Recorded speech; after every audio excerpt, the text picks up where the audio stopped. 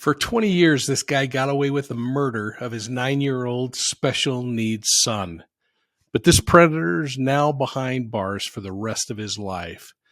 Still, the location of Christian Ferguson's body remains a mystery.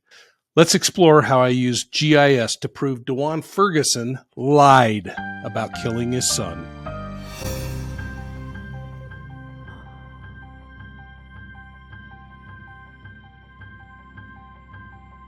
Welcome to Profiling Evil and this week's Crime Recap. Now, if you're new to our channel, thanks for stopping by, and make sure you're hitting that like and subscribe button, folks. If you're a longtime member, thanks a lot for your support, but please ring the bell, make sure you're getting all the notifications. Now, just a few days ago, I appeared on Court TV with Julie Grant to discuss the DeJuan Ferguson murder trial. Ferguson was accused of killing his 9-year-old special needs child before he concocted this convoluted story of carjacking and kidnapping. The crime left him trying to explain what happened to his son at the hands of a make-believe abductor. The 911 call came in about 30 minutes after sunrise. It was 6:09 a.m. on Wednesday, June 11th, 2003. That's 19 years ago. Ferguson claimed he woke up to check on his son and he discovered that his child was extremely ill and needed to go to the hospital immediately. Well, this guy didn't call 911 from his home. Instead, he loaded the child into their vehicle and said he was going to drive him to the hospital. The hospital is located about 5 miles to the south of where they live. That time of the morning, it would take about 14 minutes to get there. Now, personally, I'm giving Ferguson a pass on this decision, choosing to drive rather than wait for paramedics to get the call, roll out, respond, and then care for his son. Probably something that I would have done.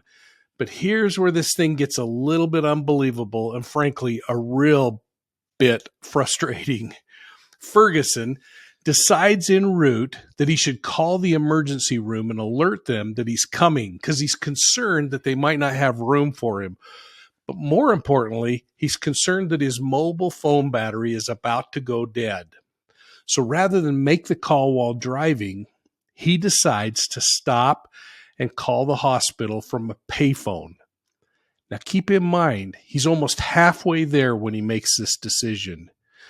As he's preparing to call the hospital, and think about this for a minute. Imagine how many minutes are getting eaten up by stopping, looking for a phone booth for one thing, looking up the number to the ER, putting a coin in the booth. Some of you may not even know that that's how we used to do it, and making the call. Imagine how long that would take. Well, regardless, this guy would later report to police that he was preparing to make the call when he noticed an unknown person jump into his SUV and speed off with his child, Christian, inside. He dialed 911 and responding officers found Ferguson crying and stating, quote, "My son is gone. My son is gone," close quote, over and over. Then Ferguson told the officers that his son had been sick throughout the night. Well, the news of the abduction, or the alleged abduction, quickly spread, and within hours, the story was filling the airwaves, including photographs of Ferguson's vehicle. Almost immediately, actually about 90 minutes later, a resident living on Rombar Lane alerted police that Ferguson's abandoned SUV was at the end of his dead-end street. Now, police searched the vehicle. They didn't locate the child inside, but they did notice a lot of personal items, things like a camera, a computer, personal papers. And the car was sitting unlocked with the keys still in the ignition. Police scoured the area, including using dogs, but they couldn't locate Ferguson's missing child. The days turned into weeks, and the weeks into months, and the years into decades. Little by little, pieces of information kept coming together, though, as this mother of Christians continued to run searches, continued to put out in the media a need to look for her son. All of this information started unfolding that started to paint an interesting picture.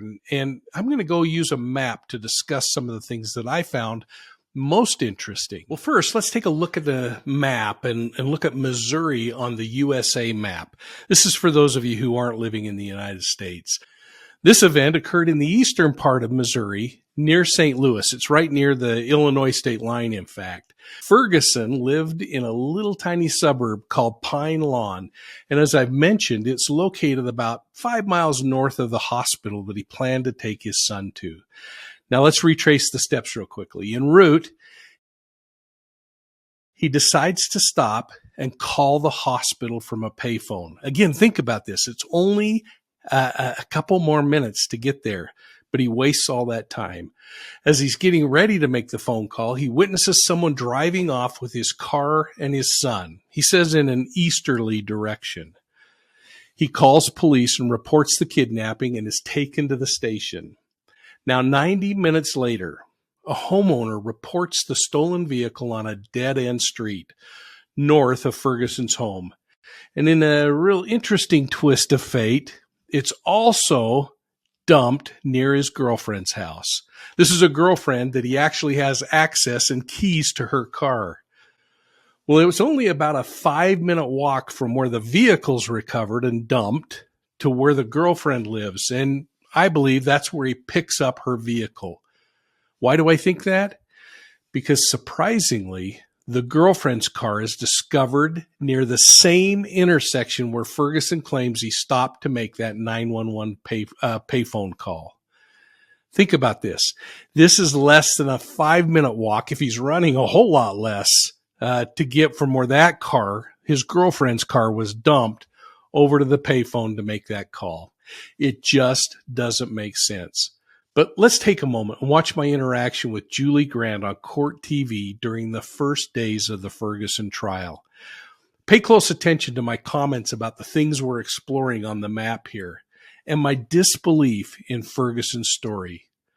I think the evidence and the behavior paints a much different picture. Let's watch.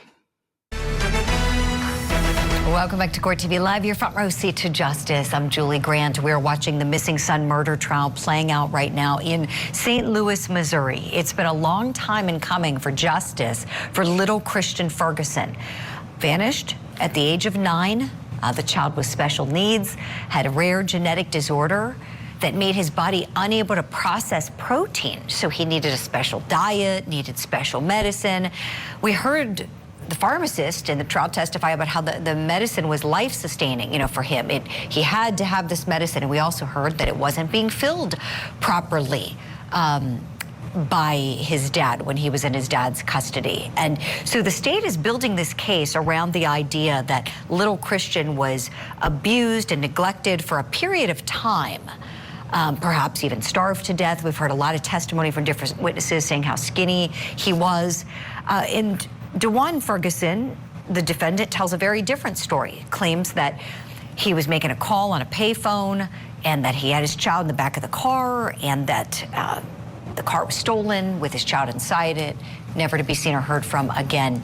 Let me bring in my guest. He has got years of experience in law enforcement and he currently still analyzes crime.